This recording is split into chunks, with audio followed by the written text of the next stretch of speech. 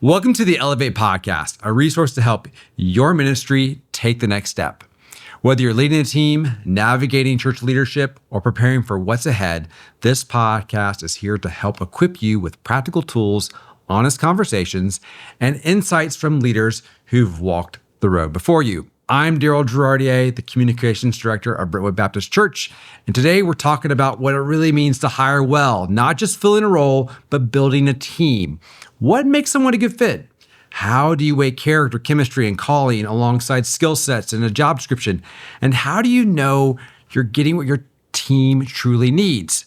Well, today I'm joined by Michele Dyer and Bill Ferrell, two leaders who've helped shape and shepherd the staff culture across our church. And together we're going to unpack how we think about personality profiles, team dynamics, and the kind of people to help ministry flourish. Let's dive in. All right, as I said during the intro, I've got with me today Bill and Michele, Bill Ferrell and Michele Dyer. Team, I'm so glad we're here today to talk about this conversation and about this topic. So before we do that, let's kind of jump in a little bit and talk a little bit about who each of us are and a little bit of our background. Michele, let's start with you. Tell us a little bit about your role in the church and a little bit of your background when it comes to especially about hiring people. Thank you so much, Darrel. Glad to be here, and I love getting to talk about this topic. So I've been with Brentwood Baptist for about 15 years. I'm currently serving in the connection minister role. Part of my role has been using personality assessments, gifts inventories to help people engage and find their place of service and really their overall ministry calling in just life with their neighbors and in their communities and also in their church family. And so because of that, I have over the years been certified in a number of different personality tools, strengths assessments, just things that will help people get a handle on how God has gifted and wired them. And so also have become certified as a Christian coach with the ICF, and we have a Christian coaching program here at Brentwood. And before that, just had a great opportunity to work a lot with strategic hiring in the secular world, in the business industry. And so just lots of different pieces that God's brought together to make me really passionate about this issue of getting the right people in the right seats in the church family. That's great. Yeah, I always say Michelle's like the cheat code. I say when I'm hiring somebody, I can go to Michele, lay all the personality profiles out, and she's like this, or this. It's like having a little cheat code having her on staff with us. Oh, and Bill, tell us a little bit about yourself. Yeah, sure. So my current role, I've been here about 6 years, and for the last year, I've been the executive pastor for Central Support. So just think all operations for all our 9 locations, and that just involves a lot of hiring in different realms. From ministerial to professional to administrative.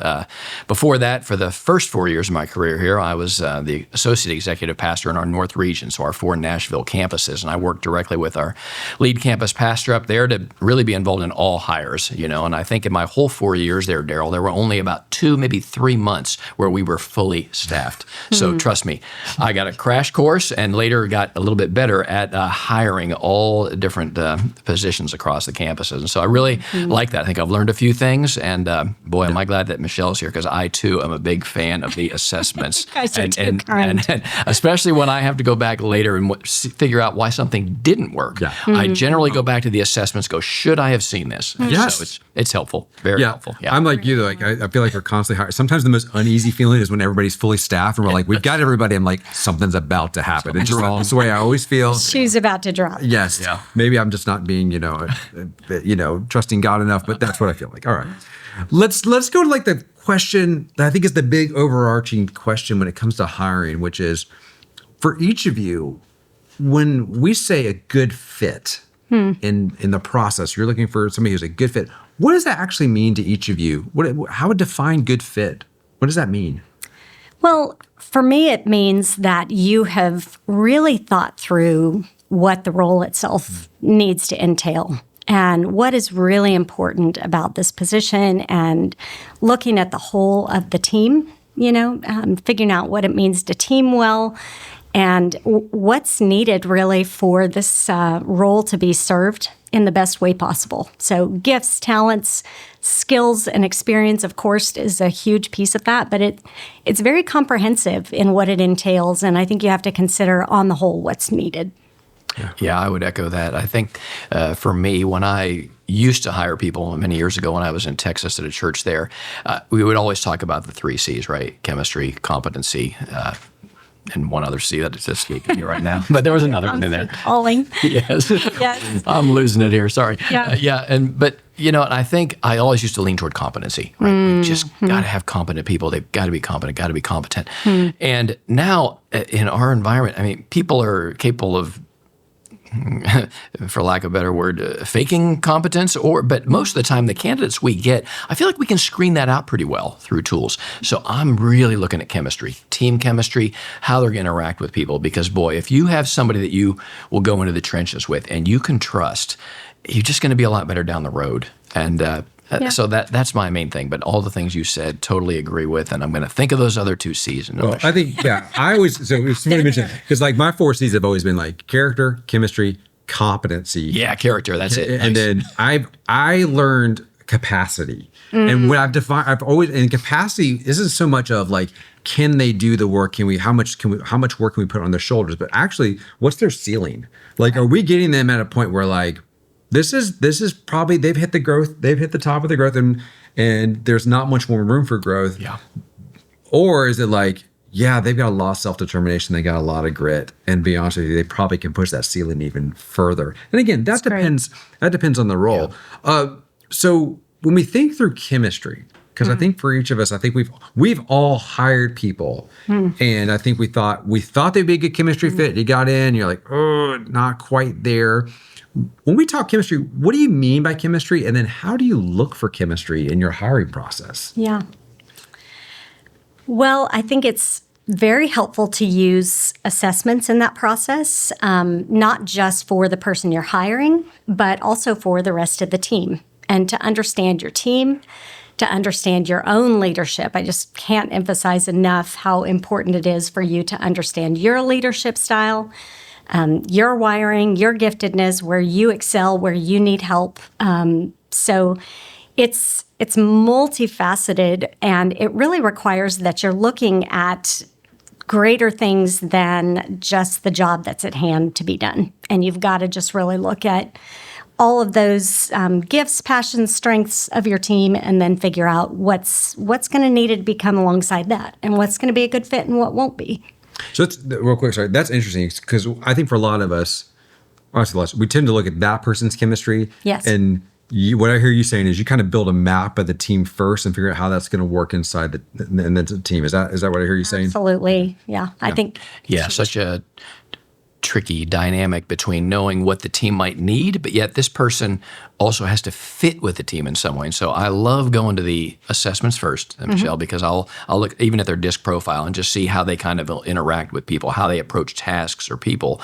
But chemistry, for me, the way to really find out if there is to try to get people to be real with you, to be as relaxed as possible. If that means we're going to go out to a meal and hang out, if that means we're going to go and play top golf or something where I can get them relaxed and have just a good, honest conversation. I love to tell people, you're the best one to know if you're going to be a good fit here. And I say, if you don't think you are, please don't come here, because you'll be miserable. It won't be good. In fact, and sometimes that works. Sometimes it doesn't. I mean, it worked.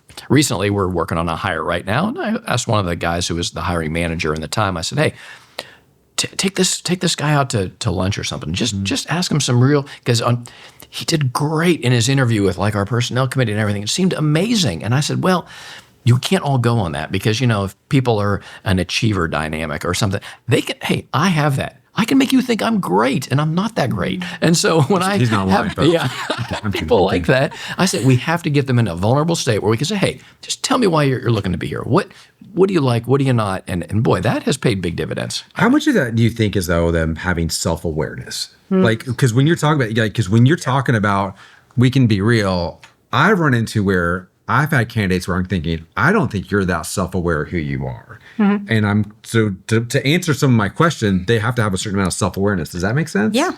Yeah, I think that is a challenge for sure, and that they are, likely to be on their best behavior. So I love Bill's idea of getting them actually out of the work environment, you gave me a great idea a few months back where you talked about hiring a candidate that you had come in and meet with the whole team. I think that's also just a really important thing to be in an environment where you can evaluate what does this look like when they're together with this team, and what are some things that happen. So I've actually practiced that recently in a hiring situation. Yeah, so very same thing. Yeah, I think that's a great idea. There's a team member that reports to me, and when she's hiring people, she'll have every member on their team at least sit with that person for a few minutes, and then they all kind of talk about the interview. And if even one of them vetoes it, they go with that, and they don't hire the person. Which I'm thinking, wow, but I can't criticize this team because it's so solid. And I'm like, is that because they're all alike? I don't think so, but I think they get people who get along and they trust each other, and it's amazing. Yeah. Yeah, it's funny sometimes if you're the person in the hiring spot, blind spots your other team members can help you identify in the hiring process. Absolutely. I mean, I think you've got to know the people on your team that have that gift of discernment. And then, as reluctant as you might feel to ask them, what is your real opinion of this, your interaction with this person? Because you're going to get an honest answer. You need to have those people speak into these hires. And they need to feel the permission to be able to do that. Yeah. And sometimes I've, especially bringing in the final candidate, quote unquote, there it's like, well, I always say, like, people are going, is this an FYI, or do you really want my permission to actually say what I'm thinking? Yeah, absolutely. Yeah. Because I think the higher you go in an organization, you guys will probably feel this, the less people will tell you the truth. Yeah. And so, you have people that report to you or people that report to people that report to you. You have to give them permission to give you the truth and show them they can trust you with that. Yes. And so, especially in the hiring process, boy, I love to have some independent people interview the person and just give me their unfiltered, what are you thinking? What am I missing here? And I think, boy, that saves you a lot of trouble down the road, because think how many of us, boy, we want somebody in that chair. I mean, I've got an empty desk there and I'm doing that work. And I was like, just give me a body. No, that is the most short-sighted thing you can do. Do not do that. It's tempting. It really is. Oh, it's so tempting. Well, especially as tempting as I think all three of us have experienced, especially tempting in certain fields where you're kind of going, okay, it's a desert out there. Yeah. It is not like I'm getting what I'm getting, folks, and you're just kind of like, this is what we got to do. Let me ask you this: have any of y'all had experience where you look at somebody and go, I got candidate A, and by the resume is stacked. I got a candidate B where the resume is good, but it's not like candidate A. But the reality of it is B may be a better cultural fit than A. How have y'all navigated that? What's the tension there that you've had to deal with in that? Yeah. And I think that's another good C to add to the mix is culture. Because it is a big adjustment when you have a huge cultural gap from the place that the person was previous to this position. And we've experienced that some with a recent hire, and it has been a big adjustment for them. They've done a great job of being in that position and adjusting and being mindful of those things.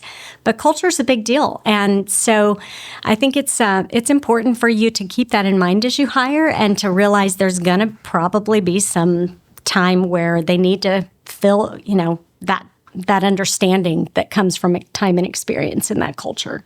Yeah. I know that for me, especially when I was working with all the Nashville campuses, occasionally we would have more than one position open, fancy that, and I would be interviewing someone for one role, maybe at a campus, and I would think, you know what, they'd be a better fit at this other campus. Either they had more experience in that kind of context, that local culture, or whatever it might be, and I recommended people for different campuses, and that most of the time that worked out good. I think I'm 2 for 3 there, so pretty good average. That's not bad. It's baseball. Yeah, You're being awesome. Exactly. So I'm pretty happy with that. But yeah, you have to, you've got to be willing to either say no or yes. And I love what you said earlier, Darrel, about capacity, because I do think that in your organization, you just have to think about, okay, someone's been at a church of X amount, whatever size, and now they're going to move up to something where maybe it's 2 or 3 or 4 times as big. Hey, that's not what they're used to. And some people can't level up to that. And there's nothing wrong with that. They're in a great place. I say, hey, they're a rock star where they are. Great, be that. But they have to have that capacity to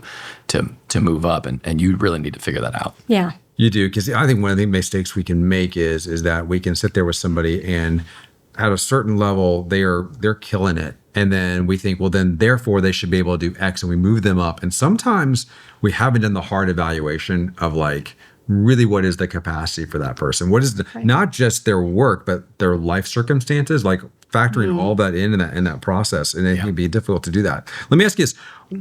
Each of you have had to do where you've had to hire somebody who has a certain set of hard skills. Yes. But also certain set of soft skills. So if you're talking on a scale, like if you could push it back and forth, how do you weigh your hard skills versus your soft skills in your hiring process? Wow.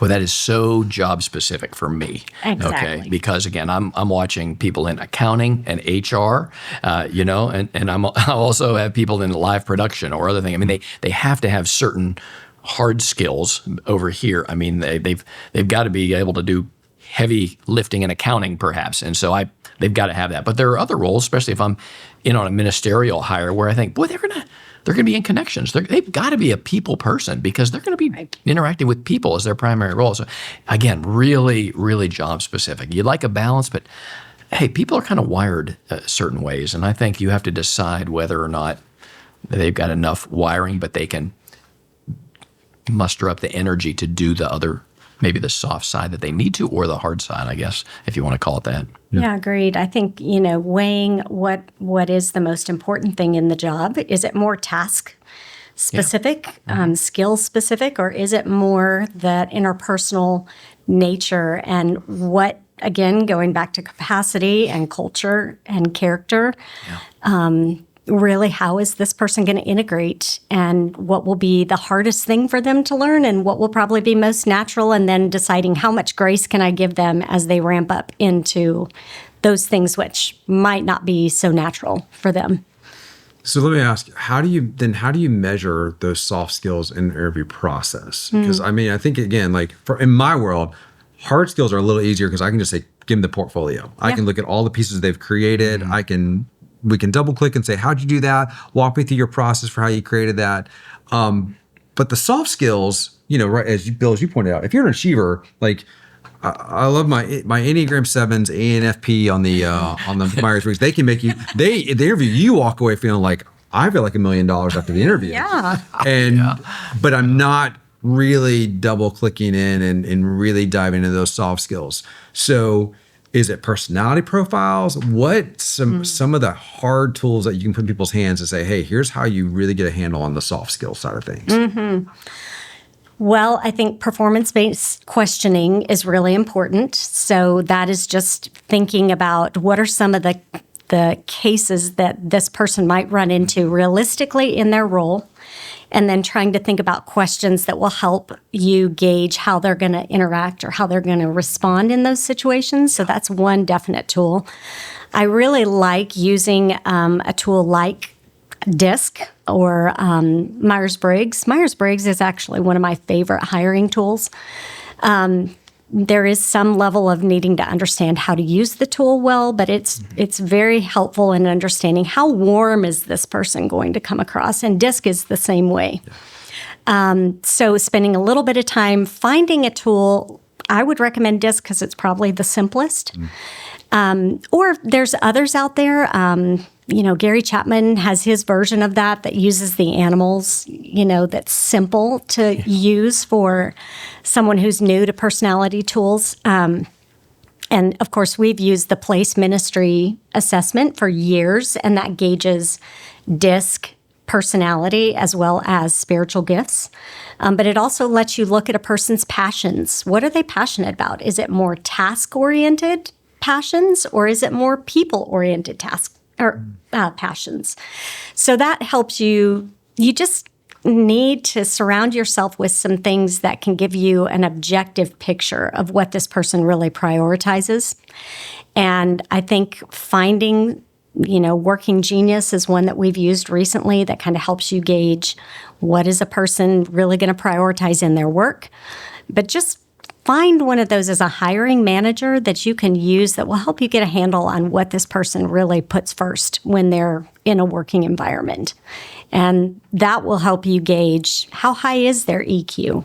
But that, along with questioning, I think can be really powerful. Yeah, I think that when you know the job and maybe some of the things that have come up in the past that the previous maybe job holder had to deal with, or the thing, you can how would you handle a situation like this? And just kind of see what they say. You're having an interaction.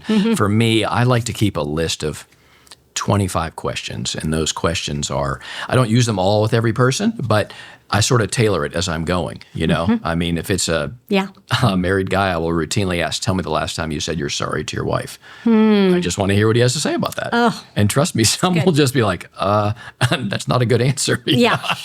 You know, and so it just depends. I'll ask them all kinds of things like, you know, what are your, if someone else was to tell me about you, what were the top 3 words they might say? I'll ask them questions like that. That's a good one. You know? So just things like that where I'm trying to kind of gauge. But usually I love this scenario idea where I lay out, hey, here's a scenario. Here's something that might happen. How do you think you would approach that? You know? Right. And also, we haven't talked about this, but we often will send people questions ahead of time to give written answers to. Yeah.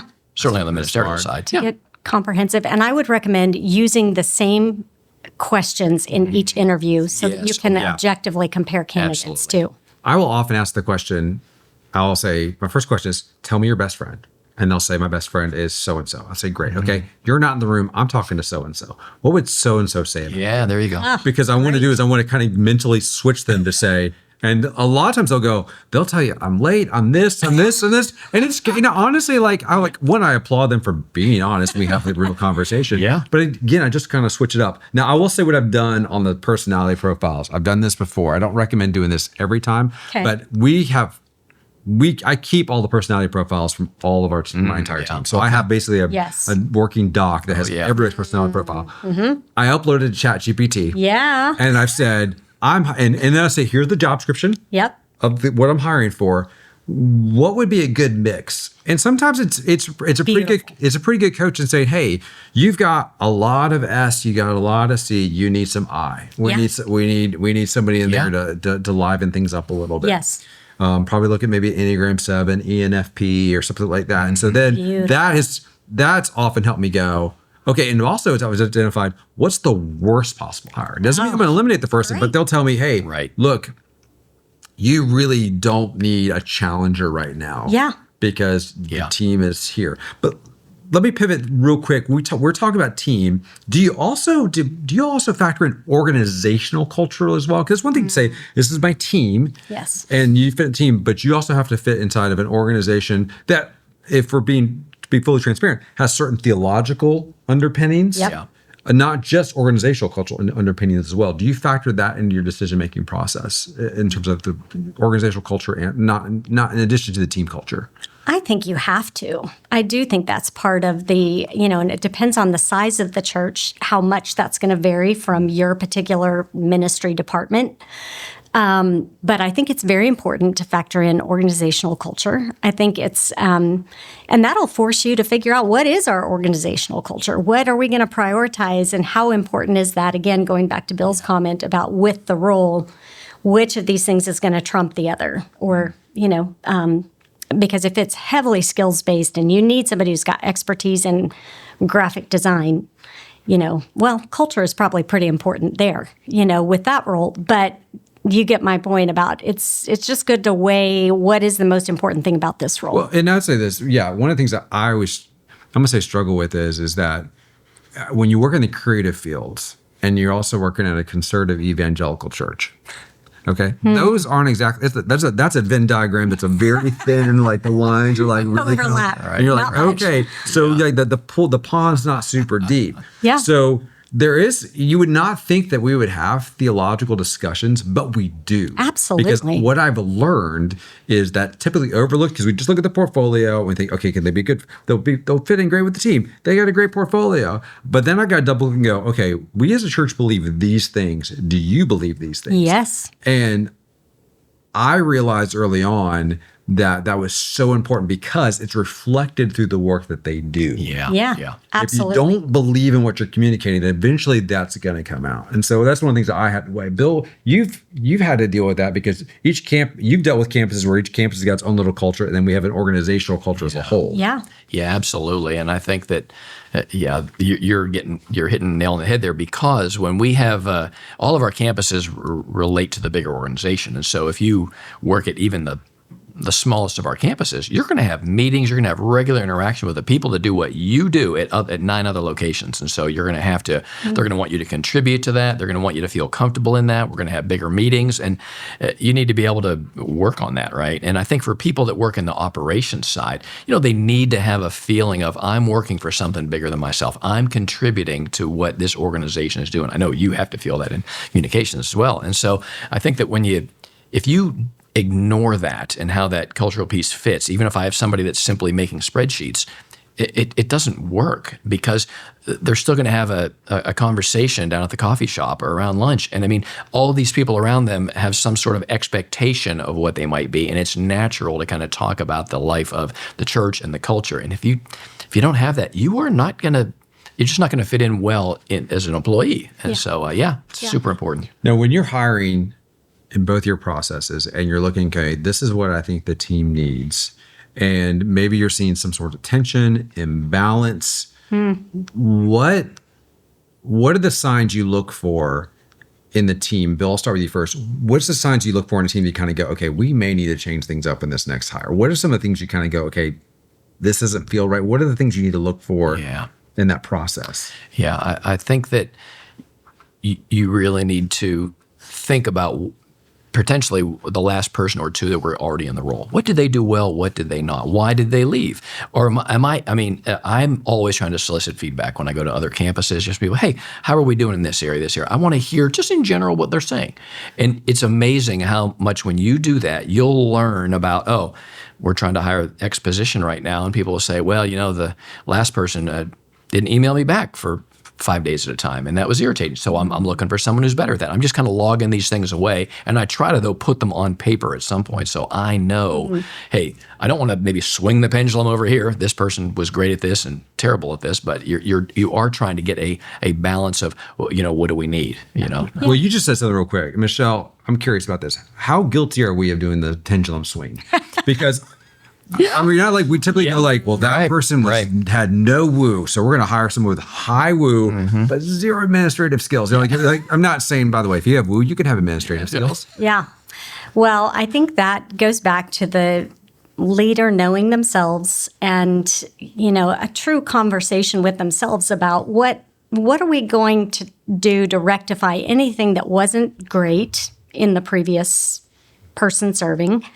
But we're also going to just have to discipline ourselves to consider the rest of the team and to recognize we're not going to have a person who has everything. We're not going to hire the perfect person. So, so much of it will depend on who the Lord leads to that position and some things that you're going to have to contend with, and then preparing yourself as a leader. Okay, how do I help this person adjust for anything, growth areas, growth edges, and how do I help the team come alongside this, whatever the next issue may be, So, because there is always going to be an issue. We are never going to have the perfect scenario.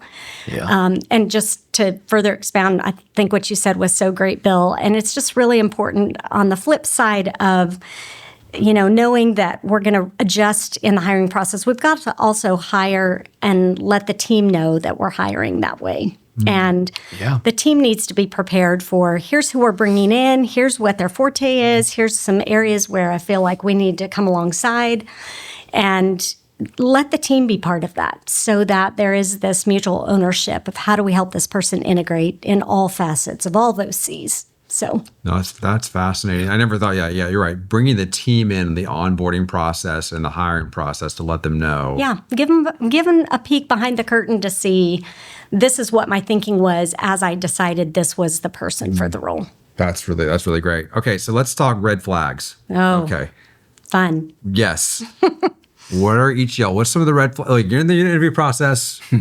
What are some of the red flags for each of you? Yeah, I'm trying to think what I can share. I can go first. Yeah. I can go first. Yeah, I got a lot of red flags. What can I say here? Yeah. Well, first off, one red flag for me is if we're in the interview process and they've got ideas, we hope they have ideas. But when you get the sense of, okay, time out, you're not really willing to exegete the culture and the situation before you start in the process. You've already got 30 things you want to do without actually, especially if you're not even a part of our church, and without going, hey, you need to actually take a beat. Let's actually figure out what the best solution set is for what you want to do, and if that's the thing we want to do. When I get a sense of almost over eagerness a little bit, to me that's a little bit like, okay, whoa, time out, because I have a feeling they can be a little. That tells me you may be a little bull in a china shop. Yeah, that may not. They may not fit in the role. I want them to be eager. Yeah, but often you get the sense of like, okay, and that sometimes, not all the time, it could be a sense of also, did they not listen well during the interview? Sometimes those two kind of go hand in hand for me. I agree. Yeah. And I think just being able to regulate that enthusiasm, for me, it's teachability. If I have the sense that, like you said, they're coming in, maybe the eagerness is actually crossed over into, I know everything, and I don't have an awareness that there's going to be things I have to still learn. That's a bit of a red flag. Humility is just very valuable for me. I love a candidate to have a strong blend of confidence and teachability, so if either one of those is off balance, to me, might not be the right fit. Yeah, and I think for me, especially when people if they work for us, they're working for a church, and so I feel like I want them to be passionate about the church and our overall mission, but even our individual churches, vision and that. And so I'll ask them just questions to explore a little bit about their journey of faith and what that's about and what they really believe in. I want to know some of those things, and if they can't articulate that or any of the spiritual disciplines, maybe they don't pray, they don't read their Bible, they don't memorize anything, they don't even go to church. They can't tell me who one of their favorite speakers or authors is. To me, that starts giving me a yellow flag. Yeah. Could turn to red real quick. If I ask them, if it's a minister specifically, I will always ask them, hey, just tell me what you believe about the Bible. I kind of leave it open like that. If they give anything that's not surrounding it being error-free, inerrancy, for instance, I'll say, do you believe in inerrancy? Sometimes they'll say no. And I'll say, well, what part's in error? I mean, I'll chase that rabbit down. I've not hired people because of their answer to that question. Yeah. Because I feel like here, if at a ministerial level, hey, we need to believe that. Yeah. Yeah, so that's the non-negotiable. Yes, for me. Yeah, it's a non-negotiable. Sure. Irreducible minimum, sometimes I call it. Yeah. That's good. Yeah, bottom line. I will tell you another thing is this is, and maybe because I think I know I deal a lot, probably a younger demographic, is red flag, super simple. Kids, your social media profiles, clean those suckers up. Okay, yeah, right on. Because there's nothing like having a great interview and then go to social media profile and said what you said and what you post online don't quite line up. So we got to have that conversation. I think the other thing that can happen in terms of it is if I get the sense that it's one of two things. Is this a lifeboat or a love boat? In other words, so lifeboat is I am in a current situation in which, if you ask them, what do you like about your current role? And if all of a sudden they're dogging their current employer, Big red their flag. current supervisor, et cetera, that's a red flag. Yeah. But also if I get the sense of we're just the escape hatch because you don't really love what you're doing for whatever reason. And by the way, that may be valid. Right. I need to know you're going to love. You're bought in the mission and vision of who we are. And some of the best candidates I've hired have been the ones who've, we just hired a candidate, and one of the things that impressed me about her was, and she doesn't go to church here, was she went back, read all of our mission and vision documents, went back and watched our leadership summit from last year where Jay laid out his vision. She had done the research, and she was like, I bought into it. And she could tell me, I bought into these 3 to 4 things that we're doing as a church. I thought, okay, she's drinking the Kool-Aid. Yeah. Yeah. Yep. She'll be on board. All right, we're going to close with this. Give me the one piece of advice you'd give someone in making a key hire. Yeah, the one key piece of advice. This is one of them, one of the biggies. I will tell them, hey, talk to people about what this person has done in the past, because I think, past behavior is the best predictor of future behavior. Yeah. Past success, future success, And so if they've been successful somewhere else in a very similar role, if you can get that, man, look for that. Yeah. I would say build the profile in advance, not just the job description, but also build the profile. What type of person do you want? Do you want an outgoing person or a task-oriented person? Do you want them to be, very people-centered? Do they need to have specific skill sets? But build some kind of profile to measure your candidates against, and talk to your team. Talk to your team about what they feel like is needed in that role that maybe wasn't there previous, or that we have the opportunity to add. That's great. That's great. I will close this out with, this is the one piece of advice I'd give. In the interview process, ask the following question. Ask the person you're interviewing, you simply say to them, look, hey, 18 months from now, you come in my office and you're mad, you're livid, and you're going, this isn't working, I'm done. Tell me what went wrong. And what I want them to do is, I want them to say, well, then I didn't get clarity of the job. I didn't understand stuff when stuff was due. I didn't get, they can tick off the list of stuff. And I go, great. If they can understand for them what makes a successful job for them and a successful career occupation with us, I go, okay, great. And if they list off things like we can solve all those things, that's great. Now, if they list off things that kind of go, well, those are, nobody can ever can ever reach that. Then I kind of go, okay, good. Yeah. I know you actually have expectations of us that aren't fair. And I don't want to put you in that situation. That's good. I'm adding that for sure. Me too. And that's my list. So good. Let's go. All right. Thank you all for hanging out today. Enjoyed this conversation. Hopefully it was helpful to you as well. Thanks for listening to today's conversation. I hope you can join us in just a few short weeks for the Elevate Conference on Tuesday, September 9th at Brentwood Baptist Church in Nashville, Tennessee. Check out elevatechurchconference.com for more details on the conference and upcoming events. We'll see you next time on the Elevate Podcast.